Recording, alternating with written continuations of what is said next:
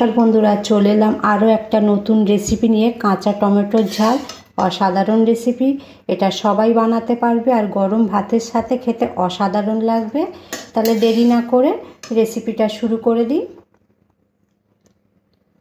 কড়াটা গরম করে নেওয়ার পরে কড়ার মধ্যে অল্প একটু তেল দিয়ে দেব।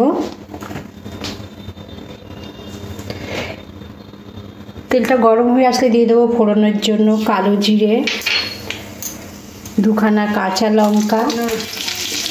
ফোড়নটা হয়ে গেলে তার উপরে দিয়ে দেবো দুখানা কেটে রাখা পেঁয়াজ। আর পেঁয়াজগুলো এরকম সুন্দর পাতলা করে কেটে নিয়েছি। এবার 2 থেকে 3 মিনিট পেঁয়াজটা ভেজে নিতে হবে।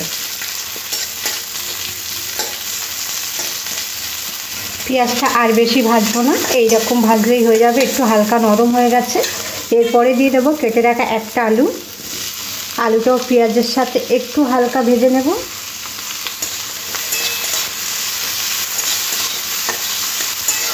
আলুটা 1 থেকে 2 মিনিট ভাজার পর এখানে দিয়ে দেবে কাঁচা টমেটো। 3 থেকে 4খানা কাঁচা টমেটো আমি এইভাবে কেটে নিয়েছি। খুব সুন্দর, দেখুন পাতলা পাতলা করে কেটে নিয়েছি। দেখতে কত সুন্দর লাগছে। আর কাঁচা টমেটোটা এইভাবে বানালে খেতে দারুণ হয়। আপনারা একবার এইভাবে বাড়িতে বানিয়ে দেখতে পারেন। খুব ভালো করে টমেটোটাও আলু পেঁয়াজের সাথে একটু ভেজে নিতে হবে।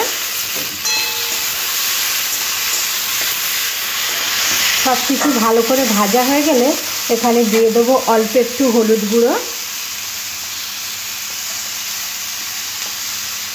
তারপরে দিয়ে দেবো এখানে সর্ষে বাটা, অল্প করেই নিয়েছি। নিয়ে সব কিছু খুব ভালো করে মিশিয়ে নিতে হবে সবজির সাথে।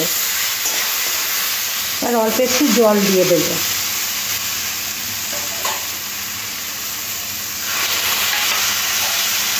কিছু খুব ভালো করে মেশাবার পরে জল দিয়ে দেব।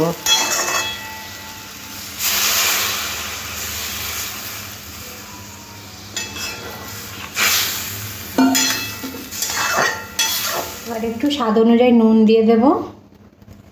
দিয়ে ঢাকা দিয়ে দেবো 15 থেকে 20 মিনিটের জন্য। ঢাকাটা খুলে নেব। টমেটো আর আলুটা খুব ভালোভাবে সিদ্ধ হয়ে গেছে আর দেখতেও খুব সুন্দর হয়েছে আর খেতেও খুব ভালো লাগবে। একদম কম সময়ের মধ্যে টমেটোর ঝালটা বানিয়ে নিলাম। আশা করছি এই রেসিপিটা আপনাদের সবার খুব পছন্দ হবে। তাহলে আজকের মতন এখানেই শেষ করলাম। আবার দেখা হবে নতুন ভিডিওতে। আর নামাবার আগে একটু চিনি দিয়ে দেব।